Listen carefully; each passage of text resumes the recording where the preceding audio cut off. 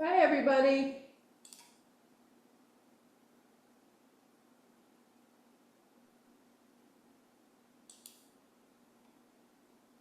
Hello? Hello, can you hear me? Yes, I can't see you. Are you hiding? No, I'm actually at the table. I don't know why it won't flip around and see me. Meeting owl camera. I have no idea why It's it's. doing a 360 virtual tour right now. Yeah. Look at our lovely council chambers. All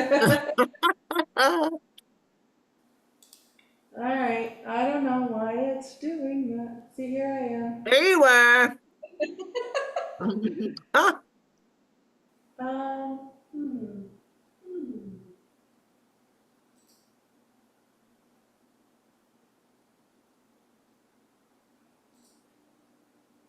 Yeah, it seems to be on this tour. I have no idea.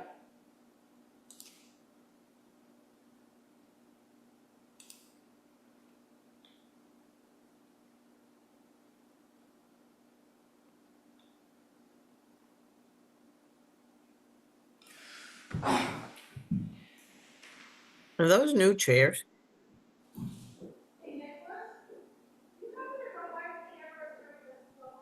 They definitely look it. They look it, don't they? Yes. Yeah, I think they are new chairs. Mm.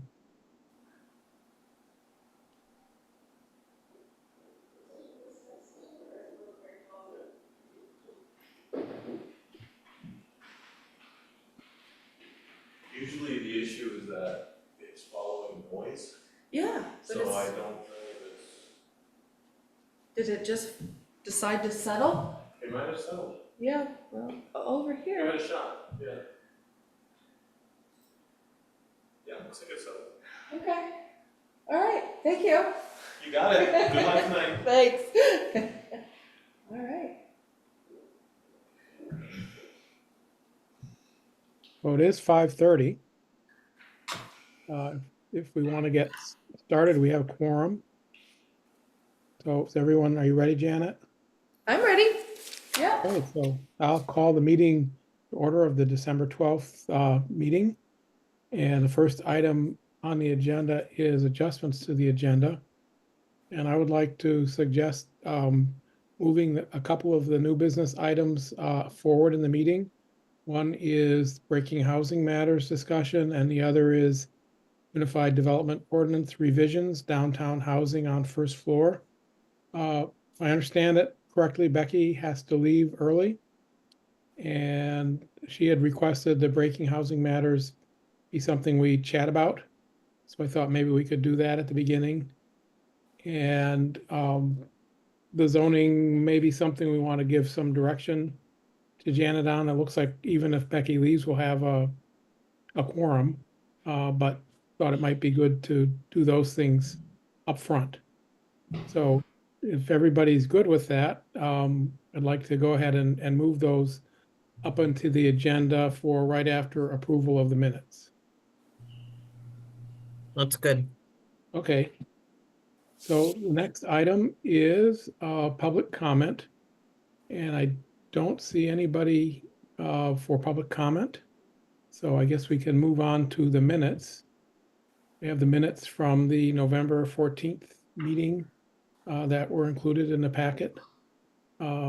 Anybody want to make a motion on those? I have a question. Was Wendy at the meeting?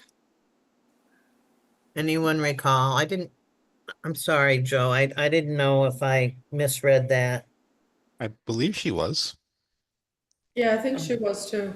I know, I'm sorry. Why do I don't have the minutes in front of me now, but I thought I didn't see her name. Oh, it looks like I left her name off completely. So I'll make a note to add that. Okay. She should be under present. Yeah, she's not under either list right now, so I Okay. can make that correction and submit it to Janet tomorrow. Okay, and I was not present at the meeting. Are there other questions on the minutes? That's all I had. I'd make a motion to approve. And do we have a second? I'll second. Okay, so Rosemary moved, Raylene seconded. Any further discussion? If not, we can take a vote. So all in favor, say aye or raise your hand. Aye. Aye. And I will abstain because I wasn't present at the meeting. So the next item would be moving to the new business. Let's do the breaking housing matters discussion first. So I don't know if you want to speak to that, Becky. I've also looked at the material and was, somewhat familiar with it before, but why don't you start? Um, I'm happy to. I don't have a lot to share other than I met with a couple of people from the organization, reached out and asked if I'd be willing to have a chat. So I did that. It sounds like an interesting concept. I will admit that I don't fully understand how it all works. But I thought it was interesting, and they were chatting with quite a few other people around town about the idea. So I thought if it was something of interest to the Planning Commission, we could invite them to share their ideas with us at some point in the future. Or if we just want to have a chat about it and, among ourselves, that's okay too. Yeah. So I don't know, Janet, are you familiar with this at all, or do you want me to? I am a little familiar with it. I've looked over the material.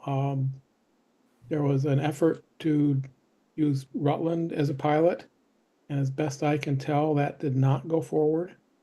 And I'm not sure exactly what happened, other than, if people read the material, there's sort of three pieces to it. One is getting the municipality to pass an ordinance that basically says nobody should be paying more than 25% of their income towards housing costs. Not clear whether that's housing costs, just the rent or mortgage, or whether that includes, property taxes, whether it includes other expenses beyond a mortgage or rent. But that's what the municipality would do. And then also, if there were grants to be found, do that. Landlords would then be required to, and this would be a sort of grassroots group with, I think, some, ideally recruit people from banking or mortgage or real estate world to serve on a board.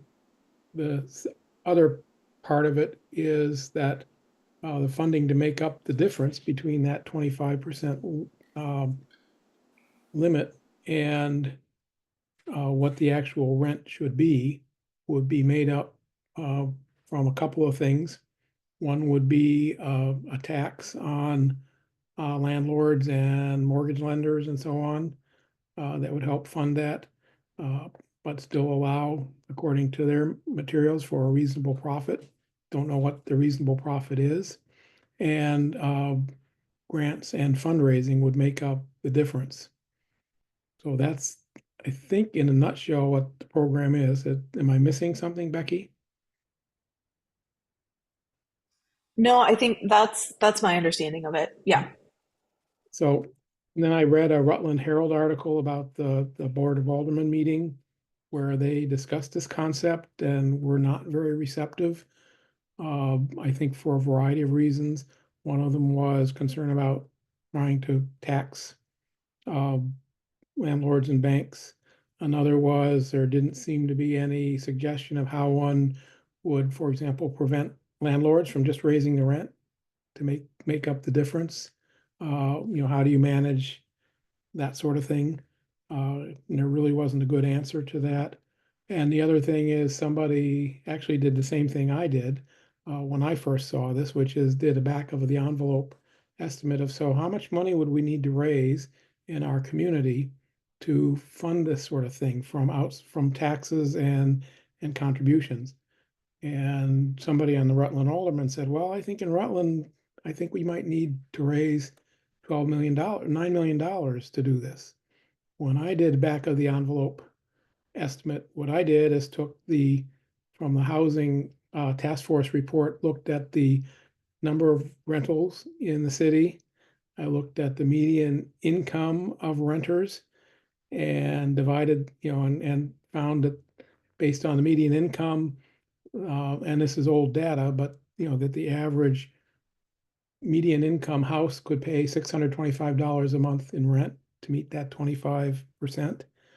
But rents in Barre are probably more like 1,100 to 2,000. So when I kind of did the math, I looked to me like in Barre, we would need somewhere around $15 million to subsidize that. And to put that in scale, $15 million is more than the entire city budget. So I struggle to see how that would happen. As much as it's a nice idea on paper, just my kind of numbers crunching makes me wonder, so how do you get that much money in a community that's already relatively low income, and how much money is going to come from outside to fund this sort of thing? So that's sort of where I landed, for what it's worth. So that's my kind of 2 cents in discussion. I'm always happy to hear from people and ask those questions, but that's a little bit of the history that I'm aware of. Yeah, I hadn't heard of them before this, and I haven't had a chance to look into it in the meantime. I think I'm definitely sympathetic to the goals and the notions behind it, although I think I agree with you, Dave, that it seems like it might not be realistic for a variety of reasons. I'm open to maybe having it as an agenda item in our next meeting where we could maybe talk about it some more after we've had more of a chance to look through what they're talking about maybe, um and then from there maybe seeing if it might be appropriate to like have an actual talk with them or not. But Mhm. I would be comfortable at least doing that much. Any others have thoughts?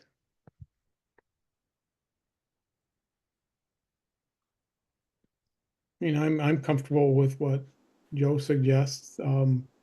Maybe if we did that, what we could do is come up with a list of questions or things to ask folks, in advance of them, if we wanted to have them come and present, have a list of kind of questions / concerns to bring to them in advance of the meeting, so we could have a productive discussion instead of just a sales pitch. Yeah, Yeah, my take was it's quite a heavy lift.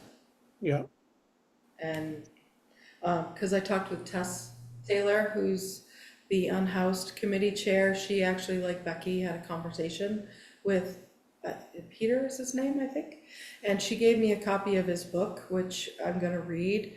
Um, I think there are elements maybe that we could apply.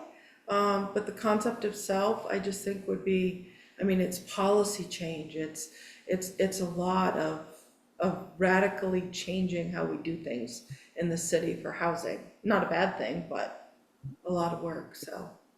yeah. I mean, just, I don't know how the city council would react, but that would, be where the rubber hits the road.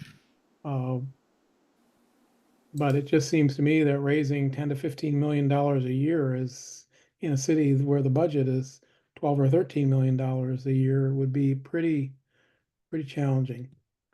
Oh, Rosemary, you have your hand up. Yeah, I agree. If that's the number or even close to that, that would definitely be a challenge. I'm just wondering, is it just Rutland that this has been proposed to? Do you know, or Well, anybody? They Well, told me they were also looking, I think, at Bennington Oh, yeah. or Brattleboro, um, and Barry were the two Yeah. communities that they were kind of targeting in this next round of outreach I efforts. was just what curious. Yeah. I think I there like may, the idea, Joe's idea of, maybe doing a little more research and come back to the table with yeah, questions and see if we can move forward. I mean, I think in Rutland, they had some people who pushed it pretty hard and, presented it and all, and brought it to the alderman, and did not get a very good reception. They wanted it to be on the ballot in November for the city to take that on. And I did not see any further articles about things after the alderman meeting. So I would take that to mean that it wasn't going to be on on the ballot. And there was also, not long ago, an article in the Vermont Digger about what Rutland is doing about housing. And I can send the link for that to Janet if you'd like.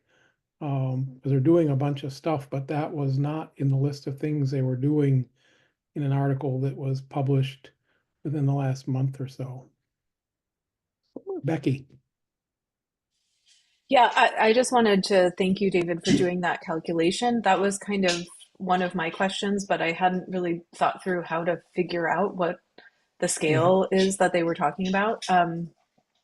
So that's a really helpful way to put it into context. Um, And that yeah, was so I think, back of the envelope, but what was interesting right, but is still, yeah, somebody in Rutland did the same thing and the scale of the number was pretty similar. yeah. And nobody in presenting to the alderman said, no, you're missing something. This is, whatever.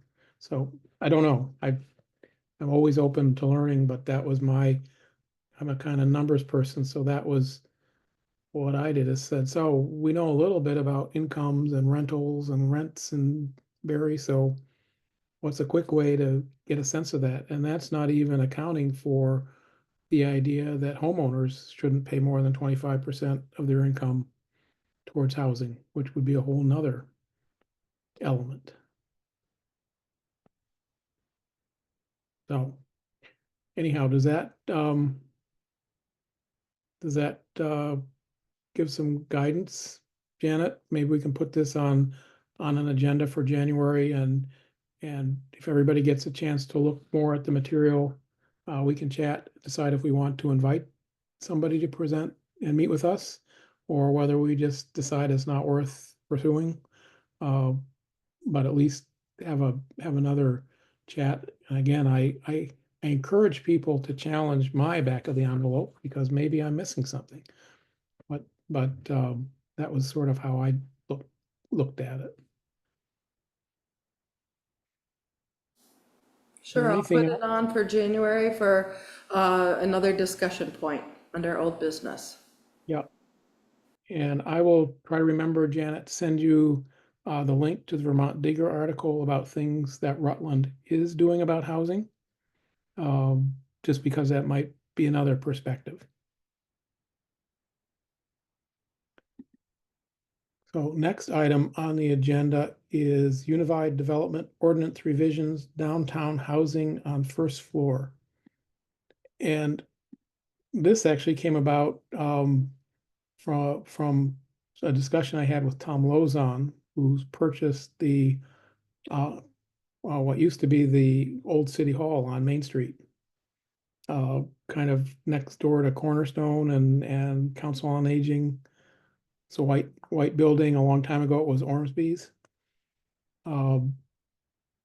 And he would like to put apartments on the second floor, but also thought it would help the project if he could put a couple of apartments on the first floor in the back of the first floor.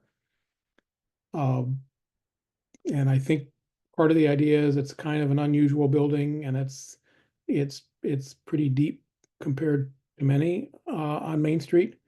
But our current ordinance says you can't have residential on the first floor in the downtown district unless it's more than 100 feet back from Main Street. And according to Mayor Lozon, there's not a single building on Main Street that actually has 100 feet from front to back. So it's essentially a prohibition. I don't know if that's the case. Janet, you might have something to add. Yeah, just for clarity, we do have one building. It's the old Beltrami building that was then the nail salon, and it's empty right now.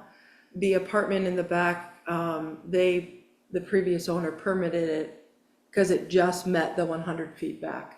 Mm, So there is one Yeah. that slipped right in under this new rule that came about in 2019. yeah. But I guess, so the question is, do we want to think about modifying so that perhaps somebody could get a conditional use permit to put residential on the first floor of downtown buildings, not probably not in front because I think we want retail and offices facing Main Street. But maybe there could be some allowance for apartment units in the back. So that's basically the question. And then the next question would be if that's something we think would be a good idea to permit by conditional use. What kind of standards would we place? Would we say 50 feet is a reasonable minimum for depth for retail? Would we say 50% of the space? What would we say as a standard to make sure that retail and office space is maintained in the front, but there's an opportunity for housing.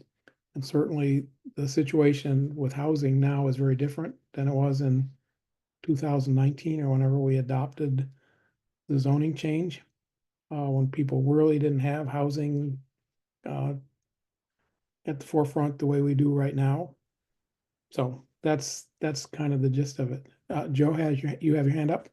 Yeah, so I guess I have sort of two initial thoughts. One is, I know you mentioned this change happened in 2019, so I'm sort of curious if we know offhand what the standard was before then, and what the impetus was to change it. So I'll pause for a second there and see if anybody, maybe David or Janet remembers that. If not, that's something we could research probably, but. My vague memory is that was probably a number the consultant just put in the ordinance suggestion. And the idea was to maintain retail on the first floor of Main Street. The retail appearance with the big windows and kind of pedestrian and shopper friendly and all. And that's probably just the number that was put in. That makes sense.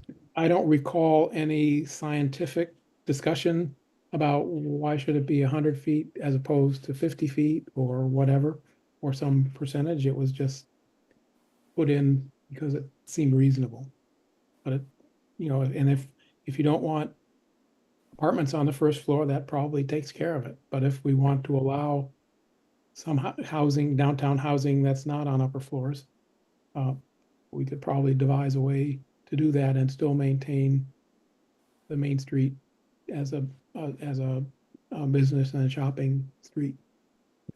Well, I think just given the housing situation in general, I think looking at that is probably worthwhile. I think anything that could improve or increase housing is worthwhile to consider. So I'm definitely sympathetic to at least wanting to maybe look at this some more and maybe see what can work. And I think part of the other question would be if we do put some sort of change like this into play, like are there other opportunities for other properties to take advantage of it would be worth looking at too. Yeah, I don't know for sure, but I'm guessing if it was more permissible, particularly if it's right now open retail space, that can be chopped up in a lot of ways. But besides just the distance, I would think another thing that might be a standard is we would want to have the business have access to the property from the back for example, for deliveries and things. So even if there were apartments, there would have to be some portion of the back or whatever that allowed for access for the business or whatever business is in front from the back as well as the front. Maybe also for fire code reasons. So that would be another example of a condition we might want to have. Yes, Janet. Yeah, sure. I thought maybe I could provide some more context for everybody. So when I got here in 2012, all previous versions of zoning have never allowed residential on the first floor in the downtown, period. So that was something new that we had entertained back in 2018 when we got started. And David is right. Brandy just chose this random number. I don't believe that she actually measured back where 100-foot line would land on all the buildings on either side of North Main Street. I think it was just an arbitrary number, right? So to allow housing at all on the first floor in the downtown has been new for the city since 2019. So besides the Beltrami building, where Tasty Bites is, we still refer to it as the Project Independence building. It's the other John Ormsby building. There's 5 apartments in the back and down below. So those are 2 that we're aware of.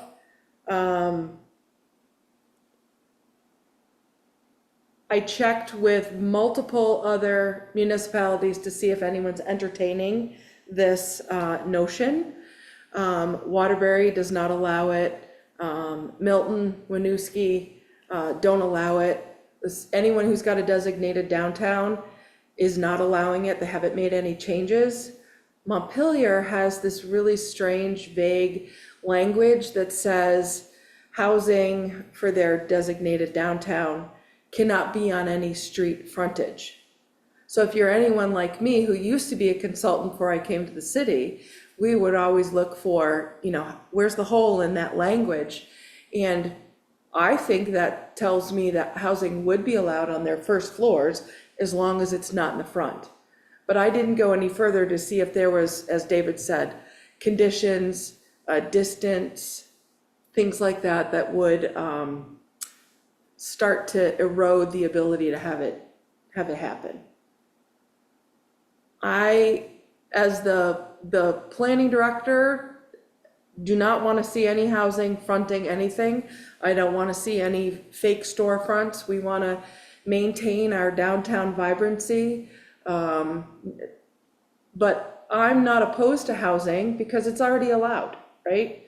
Not a great fashion, but it's already allowed.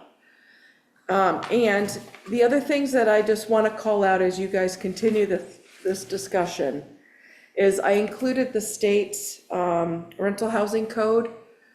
And some of our numbers, our apartment unit numbers don't line up with the state. For example, they consider a multifamily as 4 or more. We're multifamily 5 or more. They require an accessible or visitable apartment, meaning can someone with a disability, mobility limited get in? Are the doorways all at least 34 inches wide? Is there this, that, and the other thing? So, and if you saw where I highlighted, we only allow 5 or more units in the downtown to begin with. So, for example, Mayor Lozon's building, he would have to have at least 5 units everywhere in the building to be able to at least start his conversation with my office. Maybe 1 or 2 on the downstairs, at least 3 or more upstairs. So keep that in mind as we start thinking and potentially getting into making this work and help people, is maybe we want to also change our use table that allows 3 or 4. Just something to think about. And finally, what happens a lot is we can allow things in the city, but when people get to their state permitting, sometimes things change. And I don't know how much we want to get in the business of making sure any edits we make line up with the state. I think our job is to make it allowed, whatever it is that we choose to do for the city, and go from there. So those are some of the things that I sent you as an attachment, is the number of units, the requirement that someone would have to have what used to be referred to as an ADA unit. We've got the sizing down. 1 bedroom is 220, a studio could be 150. So there's endless possibilities as we continue these discussions. Thanks, David. So couple of questions. One is, if the zoning ordinance or the state requires 5 units or more in the downtown district, I'm not quite sure if that's city, you were saying that's a city regulation or state. How did the apartment in the Beltrami building, single apartment, come to pass? Because it was allowed by the fire marshal at the time. Okay. But it Nothing might- that we, the city, can control. Okay, so it was not a city decision, it was state. state decision and it complied with the city's zoning. Yes, yes. And Remember, the city's 5 or more now, the state is 4 or more. yeah. But that's not more than 4, so apparently that's a lot. There's nothing in our zoning that doesn't allow that downtown. It's just not multifamily. It says 3 or 4 is allowed in UC2, which is out of the downtown core. So if we're talking about just the downtown core, we're saying 5 or more units. Is the minimum, so somebody can't, in theory, put a single unit. That's the way I interpret our chart. That's the way Michelle and I talked about this afternoon, and it's pretty clear with a big X in that Well, use. we may want to make some adjustment to that too. Exactly. That was my point. Yeah.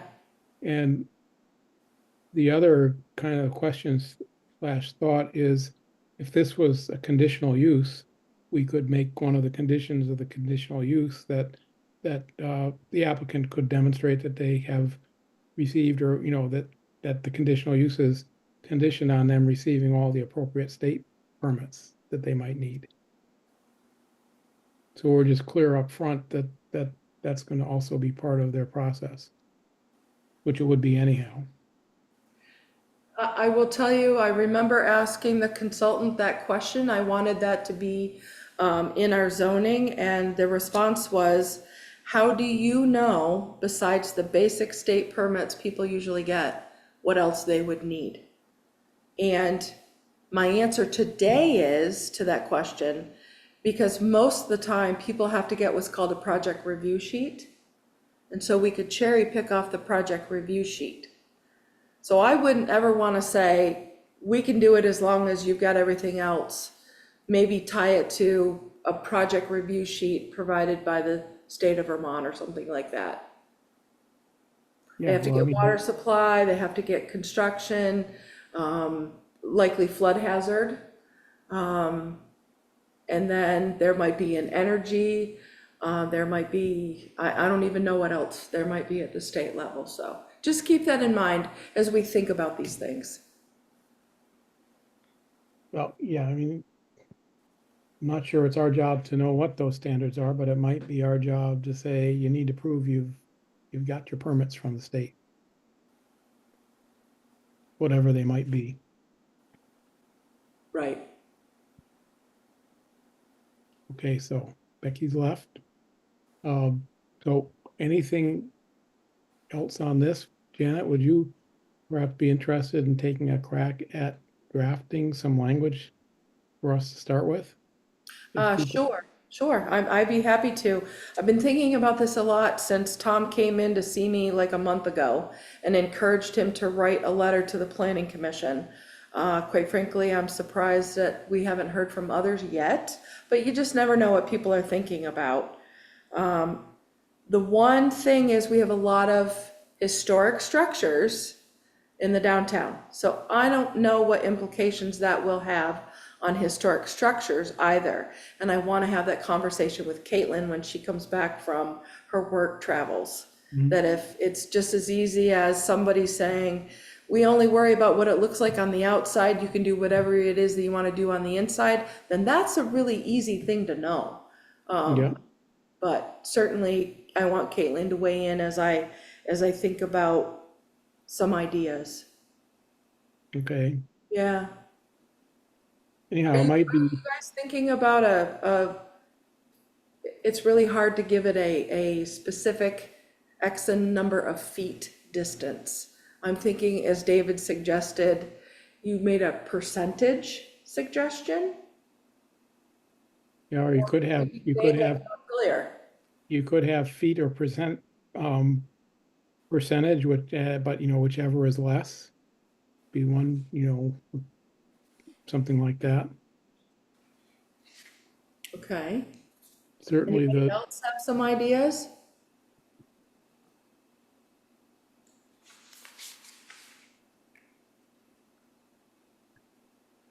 Not offhand. I think either of those could be workable.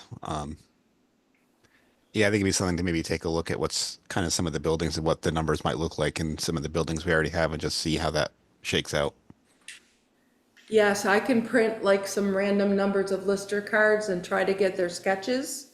And, you know, kind of, maybe I can figure out on our map how to draw some line if we said, well, how deep are some of our stores? And anybody think about how deep is the front part of AR Market? Would you say that's 50, 75 feet from the walk in the door? I never Around there.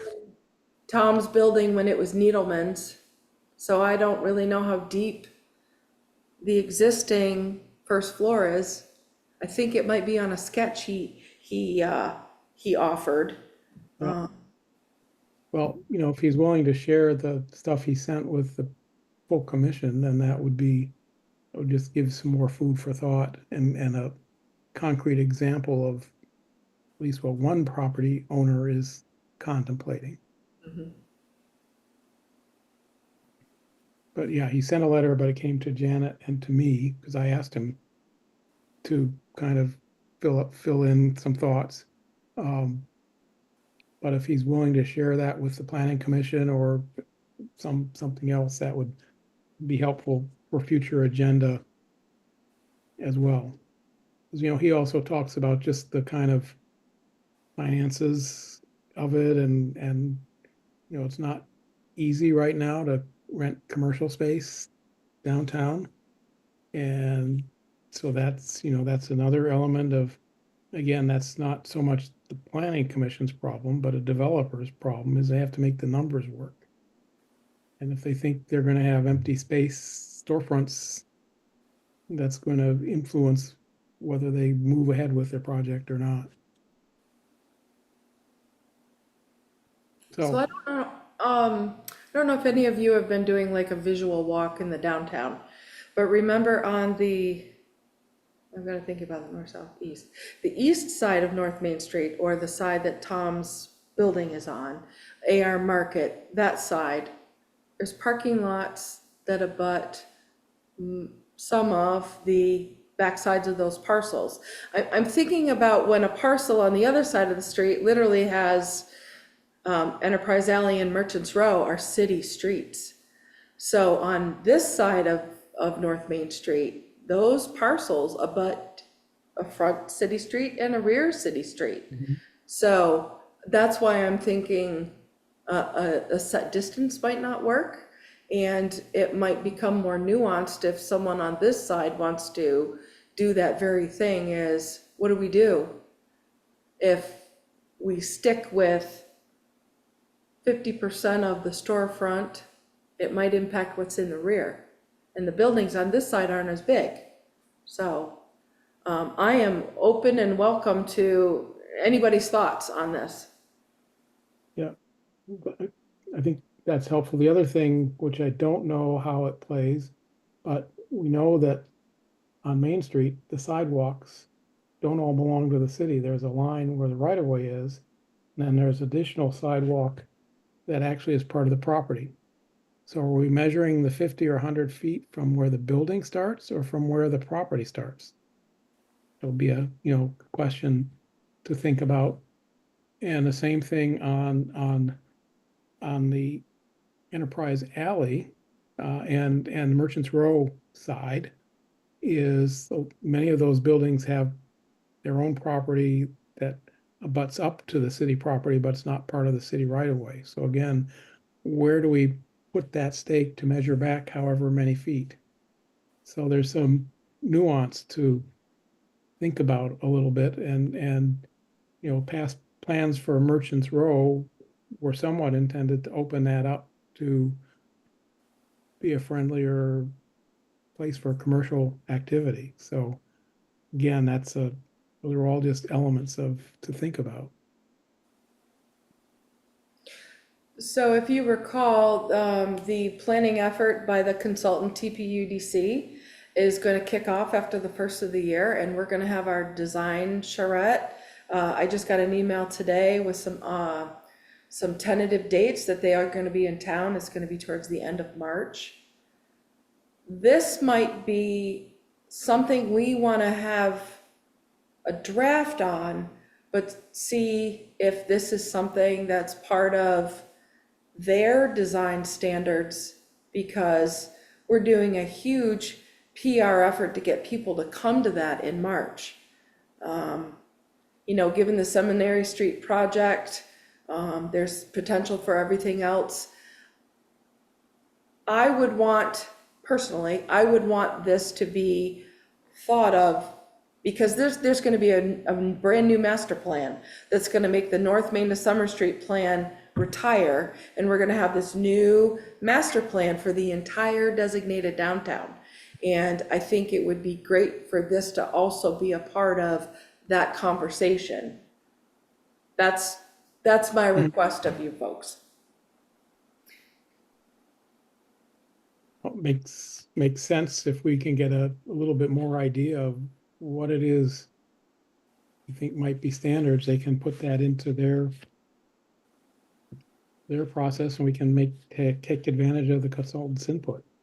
Yeah, thank you. Yeah, I think it'd be a really relevant part of this planning effort for sure, knowing that that's something that the planning commission, I'm assuming everybody appears to be on board with, entertaining changes to have this occur, so. Yeah, it's at least worth looking at some. Okay.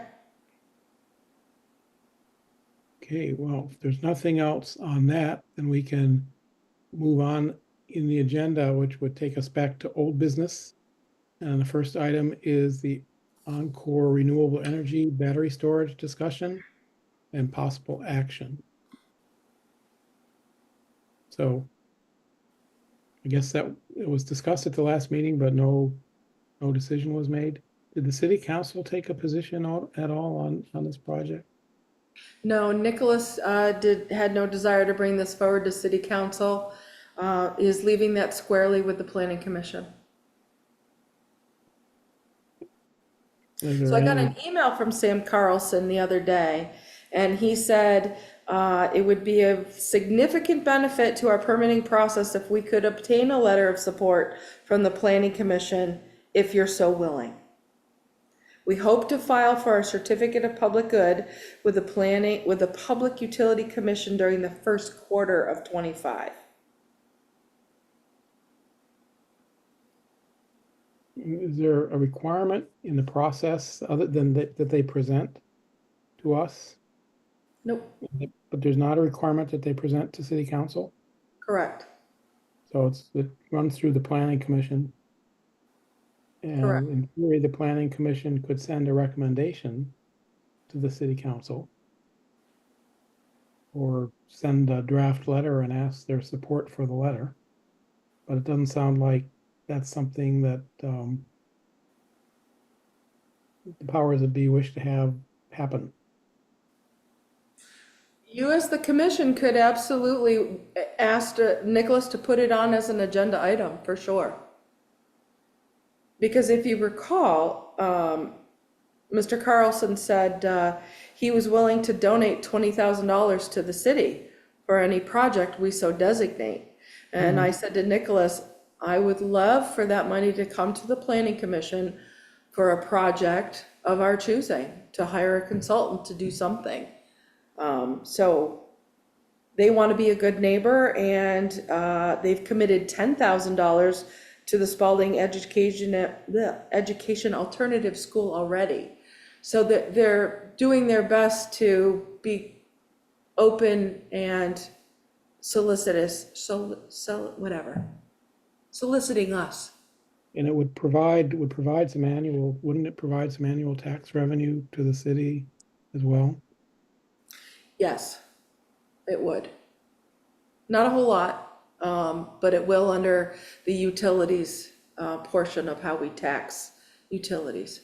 But it would be more than what the property's paying now, I assume.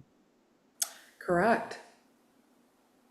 So it's a net gain to the city. Yep. So people have any thoughts? Rosemary? Janet, has the planning commissioner, your office, submitted a letter like this in, previously for any reason Um, hmm. without counsel? No, everything's always been filtered through the council, Yeah. I mean, although I remember the you're as meeting. powerful as the council, as the commission. Say it again? You're as powerful as the council when you act as a commission because you're a statutory entity, like they Yeah. are. But it's more of courtesy than anything. I remember the meeting and I thought we all asked some pretty significant, important questions. And I think we left that meeting kind of feeling good, feeling okay with what they wanted to do. But I just wanted to know about precedent, that's all. Well, it would seem to make sense in my mind to try to get on a city council agenda, perhaps share with them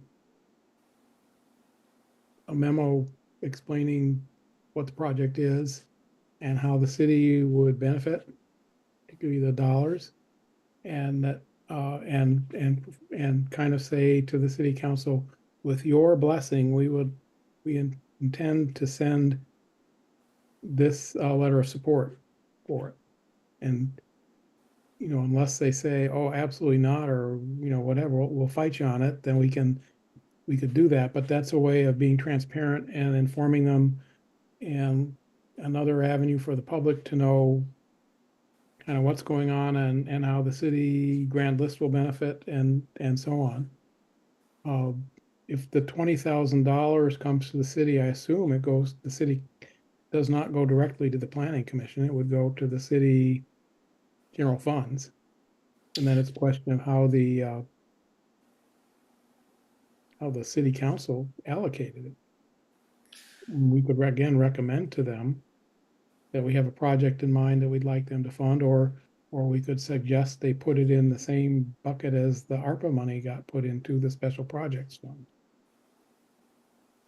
I think that let me check with finance and with Nicholas.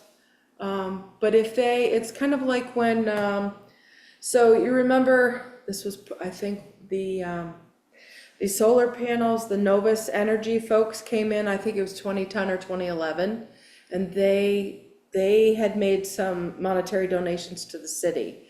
And some of that money actually got designated directly to the energy committee that we had at the time. So I would think that if someone wants to designate it specifically, that we would have to comply. And it might be as easy as just setting up a new cost center where that money gets parked. But let me check with finance to see Okay. if that's now a no-no and it would have to go into the general fund. I don't know. Or could it go into the special projects fund with a note that it's for planning activities, for Yeah. example? Yeah. So, Joe, you have your hand up. Yeah, so I recall, like Rosemary said, I think we all kind of came away from that meeting where they did their presentation thinking this was a good project. I guess I would have one question for Janet, just make sure I understand sort of what Nicholas said. It sounds like, if I understood what you said correctly, it sounded like he wasn't saying so much that he or they are against it, just that they're sort of leaving it in our purview. Is that accurate? Yes, absolutely. Okay. He didn't think that the city council needed to sit through a project that ultimately can do what they want because they can, with or without city council's weigh-in, so. Okay. I mean, so given that, I would be comfortable going ahead with a letter of support, but I also think David's suggestion for having us sort of present to them would also be appropriate. I think I could go with either option. But this definitely seems like a good project, and I think it's definitely worth support. And so it wouldn't be the length of presentation that we had. It would simply be saying, this is what happened. We heard the presentation. We think it sounds good. We think the city will benefit in this, and this way. And here's our draft letter of support that we would like to send, barring any, objection from you, city council. I think that seems like a good happy medium. And that's a 10-minute presentation Sure. instead of an hour presentation. I would be comfortable with that. Does that sound good, Janet? Yeah, absolutely. So if that's the case, this is probably something we could take action on now to decide that's the direction we want to go. And then Janet gets more work. I'm We not have- going anywhere for the end of the year, so. So, I mean, we'd have to get city council agenda, probably it would be sometime in early January. Yes, Uh, this coming and- Tuesday is the last one for the year. And, drafting a memo and then going and presenting to them. And I'd be happy to go and, sit with Janet and present something. The memo is basically going to be the presentation and, Sure. in a sense, Yeah, I think that sounds like a good approach. Are we looking for a motion to that effect? we are. I will make that motion. Is there a second? I'll second. Rosemary. We have a motion and a second. Is there any further discussion?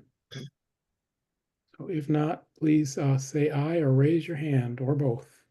Aye. Aye. Raylene, do you have any, can you vote or are you there?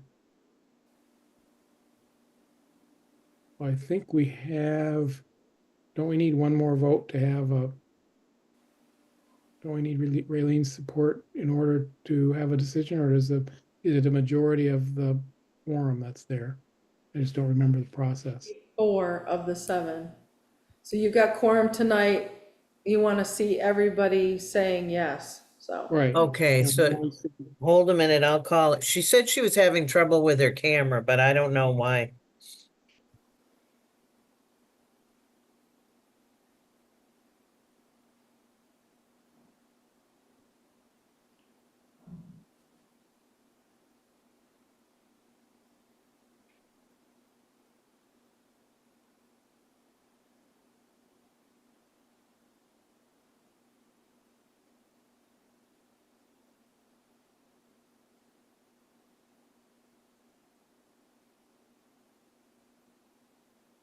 Well, that's not like her at all. I'm surprised she didn't pick up the phone either, so something's going on. Something came up, so she probably stepped Hopefully, away. maybe she'll come back. So I don't think we have a vote at this point. What I think is we have a good sense. So maybe Janet, you could work on a memo, put it on the next agenda. And we can ratify the discussion at that time, unless Raylene comes back. Right. Well, I'm pretty sure, as I recall, she was in favor of the project, number one, but also I think we talked about going to council then, so, but I know you have to wait for her. Okay, so moving along. The other item of old business was the downtown planning area grant. So maybe Janet can report on that. Sure, I had a check-in today with the consultants and the CVRPC consultants. And as I spoke earlier, I got an email from the actual TPUDC consultants, which I think they're in Virginia, sending out some dates for that week-long charrette. And so what it'll be is the first day will be like an evening meeting that's probably going to be 4 hours. What they'll do is they will present what the project is. It's the downtown designated area, and why they're there. They don't expect to spend any more than 30 minutes on that part of it. And then it literally will be breaking up into groups. We're gonna have, I think, we're gonna try to have 6 or 8 tables, which would allow 6 people at a table. And literally whoever comes is part of that design that night. And then the next 3 days, they will be on site, what they call an open studio, which will then people can trickle in and come out and give further thought, further ideas as they literally sit there working on a plan and a map. So it's a very hands-on process. And that's why I think in May, early June, they'll be done. But they will come and they sit and they're tapping away on a plan and they are drawing and making beautiful maps because they get the instant and immediate input from people. I think in May, they will come back and present a culmination of all the ideas.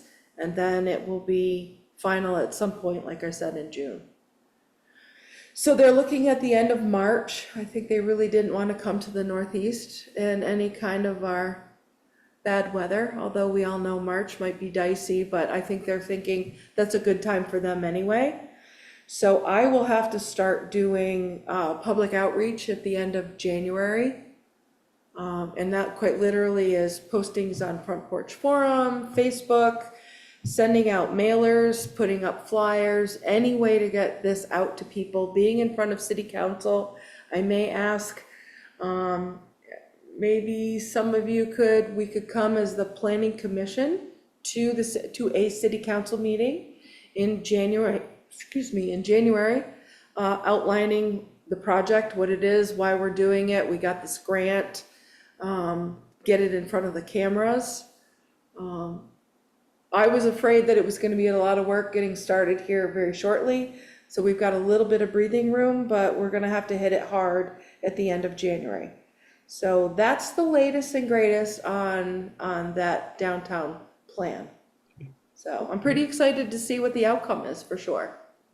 So one suggestion would be to pull in the Barre Partnership and BADC early in the process. Maybe they can help disseminate information and try to encourage some of their members to Yes. actively participate, but more than that, give it some thought before coming in. Yes, You know. BADC and the partnership are on the stakeholder list. Folks like Downstreet, Capstone, a lot of the businesses, for sure.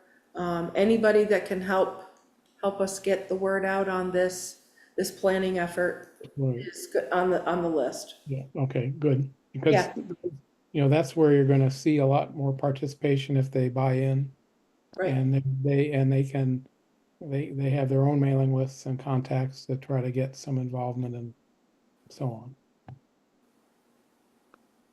And that's all I had on that topic for now. Okay? Thank So, you. moving along, the last thing that I see other than the confirming our meeting date and then staff updates and roundtable was to take a visit to the next section of the city plan. So would people like to do that now?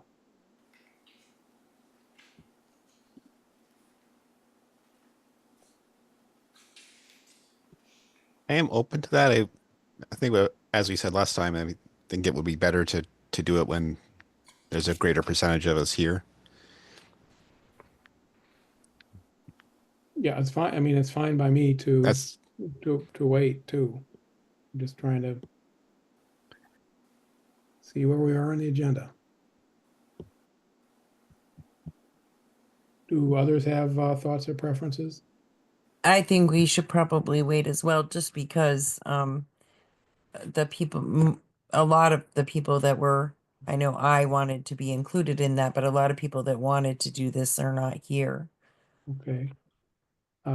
So it sounds like there would just be a consensus to put that on hold. But Raylene, while you're here, you stepped away from your computer for a minute. I and we did. I we- got a phone call. So just so you all know, my grandmother is not well and she's going to be passing away. And my aunt had called and she called 3 times in a row. So it startled me that maybe something was really wrong. And not really wrong, but I'm the nurse in the family. So it was med time and they had some questions. So I had to help them really Yep. quick. Oh, I'm sorry to hear that. So what I was getting to is we wanted to have a vote about the, energy project. Solar, yes. And what we talked about, maybe Janet could read the motion back, but it was, to essentially draft a memo of support and then go to the city council and give a brief presentation about the project and the benefits to the city, and Mm-hmm. say to them, unless, with their blessing, we would like to send this letter of support. So that was, I would that was, be for that. so I think now we have the proper majority. So thanks. Now Janet can do the work and get us on the city council agenda sometime in early January, and maybe what you could do is draft a letter, and when it's drafted, just send it out to the commissioners. And people could individually just suggest edits. If there's a lot, we might have to have a meeting where we discuss it again, but if everybody's good with it, or says, well, Janet, you misspelled this, or put a comma here, we don't need to discuss that anymore. Does that make sense? Works for me. Me Okay. too. So then moving along on the agenda, our next meeting will be January 9th, after the holidays. And next item would be any staff reports or updates. David, did you want to follow through with that motion, or did you want to start the motion and second and vote all over? I was thinking that if unless it's not appropriate, that the minutes can just show that we had the motion and the second and it was voted on. Okay, And it just wasn't done in the order it typically is done, but I think all the votes are there now. So I don't know that there would be a reason to start over again. sure, okay, thanks. Yeah, staff updates, let's see. If anyone's following the DRB, let's see, a boundary line, a subdivision sketch plan was approved last month. And that is, on Summer Street. The property owner has a law business in one building, and there's a house on the back corner lot. And his intention is to subdivide that property. He doesn't want to be a landlord anymore. And to be able to sell that off and let someone develop that and live in it. So that was approved at the DRB level. So the next step is he will have to come back with an actual surveyor's plan and present the final. And I think he's doing that in January, if not in February. When you have a subdivision that the sketch plan has been approved, the second meeting is really more the formality of approving it and signing off on it. So that was done. The other agenda item was the owners of the Italian Baptist Church, which are the Harringtons, down at the gas station. They put in an overhead door on the Brook Street side of the property. Yes, Brook Street. Without permits, and because that was a historic structure, it needed approval by the DRB. So the DRB did approve that, and yeah. We were afraid that it was gonna be more about demolition, but he's gonna use it he currently uses it as storage for his store. Easier access in for storage by using the overhead door. They truck things around with big hand trucks, and it was more about ease and mobility, so. I think I told you the Seminary Street project was approved at the last meeting. That 30-day clock is still ticking. So up until December 18th, any interested party that was here that night has the ability to appeal. As of today, the 12th, neither my office nor the city attorney have heard from anybody, but there's a week to go. So there is that.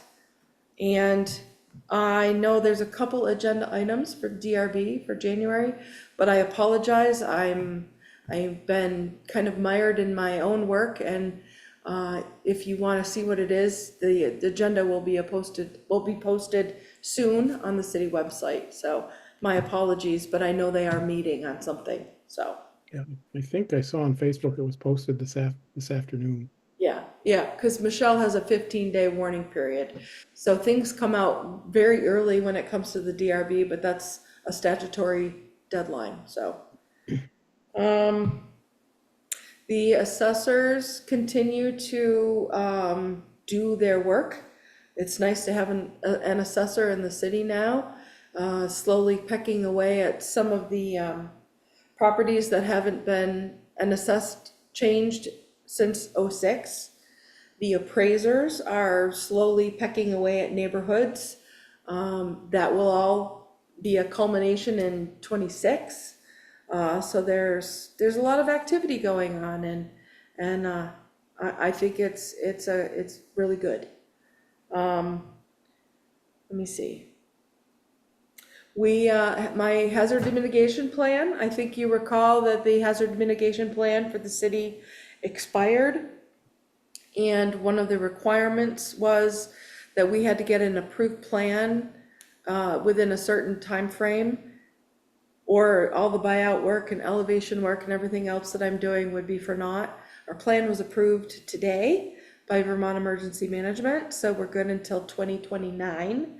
And just waiting for the formal letter from FEMA that will, it'll make it a nice little package. But we officially have a city hazard mitigation plan, so that feels really good to have that done.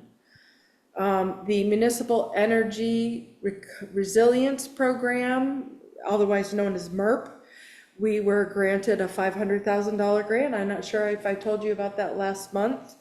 The facilities director and I and the city manager agreed to split that $500,000 down the middle, and half of the improvements would be done at the auditorium, and the other half of the money would be spent here at City Hall. City Hall is an aging building and sometimes takes the last seat to things that need to get done, and we wanna put some spit and polish on City Hall, and at least make sure the boilers are working, and programmable thermostats, and some of the things that we think about for our home, but you don't think about for a great big aging building. So that's a good thing.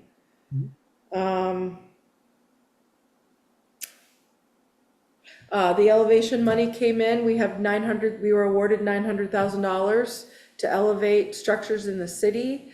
No one property can have any more than $300,000 spent. So as a ballpark, we're thinking 3. So Nicholas and I are working through the list of potential people that we want to talk to about elevating. City Council asked us to reach out to the Agency of Natural Resources to look at our list and see if they thought there was anybody else or any other area in the city that might benefit other than what we have thought about right now. And so that's the process we're working through.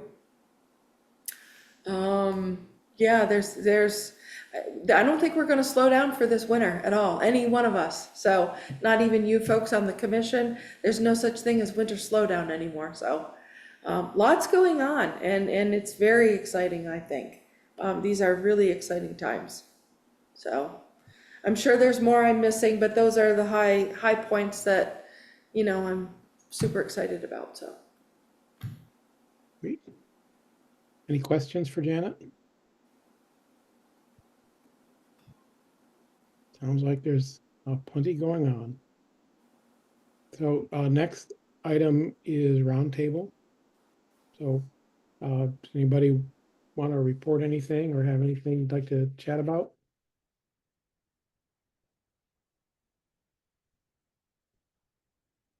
Well, I will just report that I'll let Rosemary go first. I just want to thank Janet for her dedication to our city and our commission. I know you've had some real challenges with staffing and so forth, but You always seem to come through, and I think we all appreciate it. So thank you. Yep, I second that. Thank you very much. All third. Thank you. So one thing I just wanted to note is the Prospect Heights project. The engineering due diligence work will be moving forward shortly. It was not an easy process to go through and evaluate the 3 proposals and then just for a variety of glitches, get the funding. But the city council agreed to provide funding for that study. So instead of having to wait for the next round of grants, would delay the project till, even this step of it till next summer. The engineering work will be able to start as soon as a contract can be completed and executed.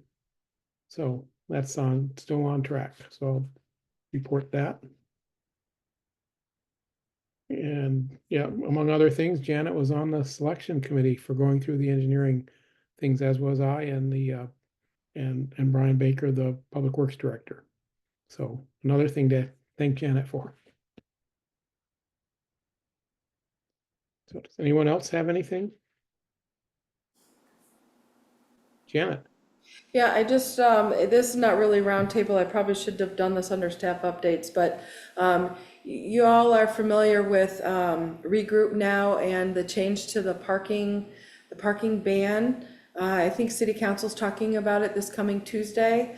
I know the city manager was firming up the agenda.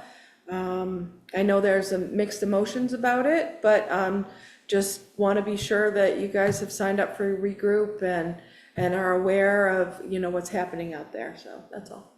Thanks. So I'm getting all the emails, but I put Regroup on my phone, downloaded the app. I set a password and it didn't like it. And I set another password and it didn't like it. So as far as I know, I have the app, but I'm not getting stuff through it because it didn't want to let me, I would reset the password and go through the process. And then when I went to sign on, it said, nope, that's not a username and password. So for what it's worth. So I can check with Nicholas for you, David, because he literally can see who and how many people have signed up. I think at department head meeting on Tuesday, we have 719 city and area residents signed up already. He's very familiar. He had to help me with mine.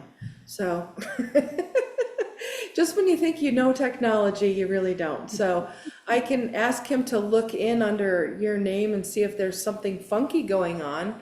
Otherwise, I would suggest reach right out to him directly. Okay. So yeah, I have it up now and I want to go to next and it won't even let me do anything. It might be I just have to start over again. I don't know.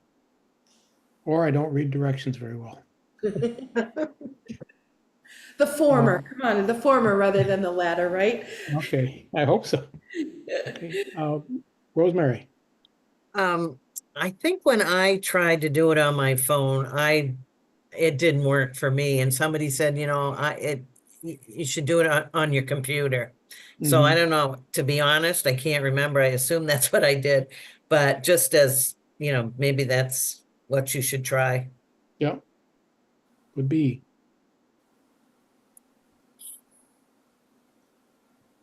So, Raylene. So same thing. I had trouble with loading it to my phone as well. I had to remove it totally and then go back in. And I know that the original instructions that were given on the city Facebook page, I don't know which directions you followed, but the original directions on the Facebook page did not have the portion that said you have to select this certain box. If you don't Yeah. select this box, then it will not load properly on mobile devices. Okay. Well, I will, maybe what I'll do is just delete the app and start over Yeah, again. and just follow the directions from the website if you happen to use Yeah, the other I can do that. because I know they were different. Yep, I will, it might just be when I did it wrong the first time, it doesn't like me anymore and I need to start over by That happens. getting rid of the app and downloading it again. Okay, well, thanks for the help. Thanks for the computer consults here. Is there anything else for the group? If not, a motion to adjourn would be in order. I'll make that So motion. moved. Okay, Joe moved and Rosemary seconded. Second.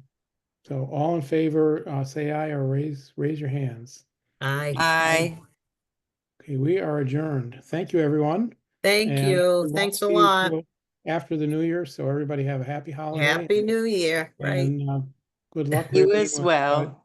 with your challenges. I've recently had some challenges with my mother and she's doing much better, but we didn't think Thank she'd make you. it. So good luck. It's a new territory for me. My grandmother is actually choosing death with dignity, so we know that she's going to die on the 27th. And that's a lot to kind of swallow and Yeah, it is. and comprehend and deal with all of it. So I appreciate it. They called literally as I heard the whole thing and you guys were getting ready to vote and I just like, no, I have to answer because they kept calling. So I appreciate you understanding. Okay, well, Thoughts with you, Raylene. thoughts are open. Bye, Thank you. everybody. Okay, good night, everyone. Night, night. thank you.